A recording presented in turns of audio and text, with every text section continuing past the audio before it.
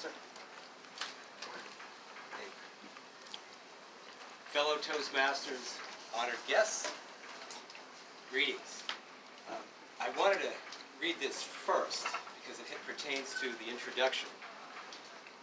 He will share with us his core beliefs, sinful background, tattoos, country fried steak, and his experiences with drugs and stand-up comedy. My name is Mike Salamone, and by show of hands, how many of you agree with this statement?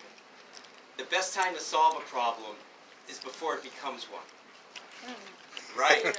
Okay, excellent, yes. And that's one of my core beliefs. I have that because it's so applicable to all of our problems, and that's what leads to what we call happiness. I will be giving you some more of these so-called Mike-isms in a few minutes, none of which I invented, but they're something that I live by. So stay tuned, you're going to want to hear these. I grew up in Lynn, Massachusetts. Lynn is the 9th largest city in Massachusetts. Lynn, the city of sin, as the saying goes. Now, to give you some proper perspective, just think of Lehigh Acres, okay, and remove all the glitz and glitter and all the charm, and you have Lynn. And Lynn is a great place to be from. You feel liberated when you finally leave. So, now, there is one thing I want to tell you about my experience in Lynn, because, you know, obviously I was there a long time, there's a lot of things, but when I was a senior in high school, some of the guys and I wanted to get tattoos. We found out they were illegal in Massachusetts. So we went to Providence, Rhode Island, and we ended up at a tattoo parlor called Rusty's.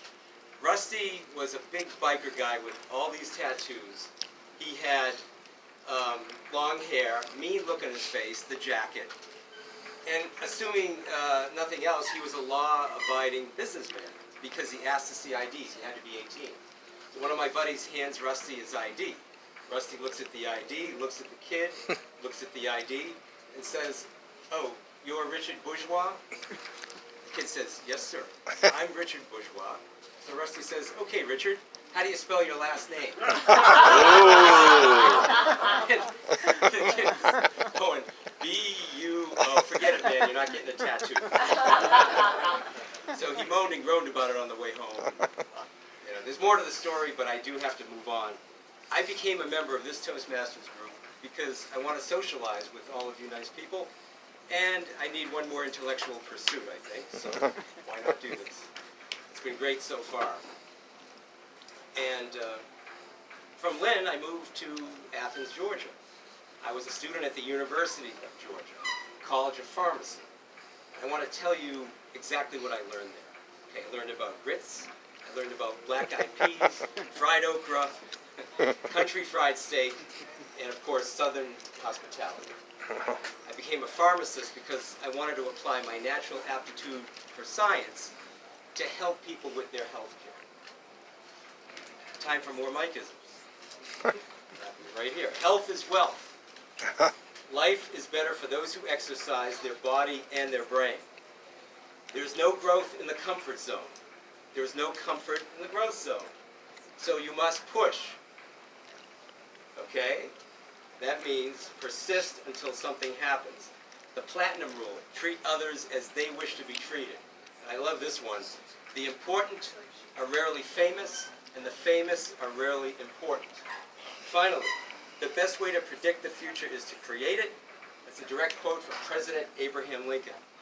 At this point, I want to acknowledge Carmen, Seth, and Scott for providing similar inspiring thoughts that prompted me to basically check my own list of things to do for self-development. So thank you very much for doing all that. Life for me is not always serious. I am a stand-up comedian. Open mic. And here's what it's like to be up on stage. Different than this.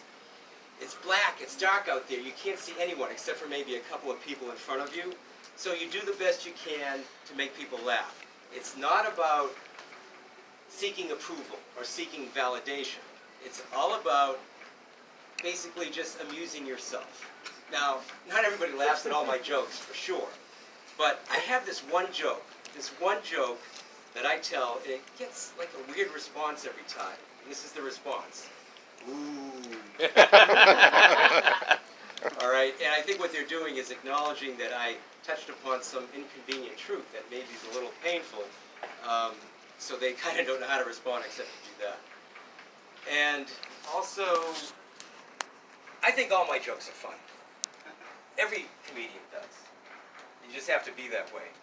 Now, in conclusion, the question is, what can I do to improve your lives or help you in some positive way? Well, look for future speeches from me on timely and important topics about your health care. Because if you think about it, it pertains to what I said at the very beginning. The best time to solve a problem is Before it becomes a problem. Right, right. And I want to thank everybody in this group for being so friendly and welcoming to me, Mr. Toastmaster.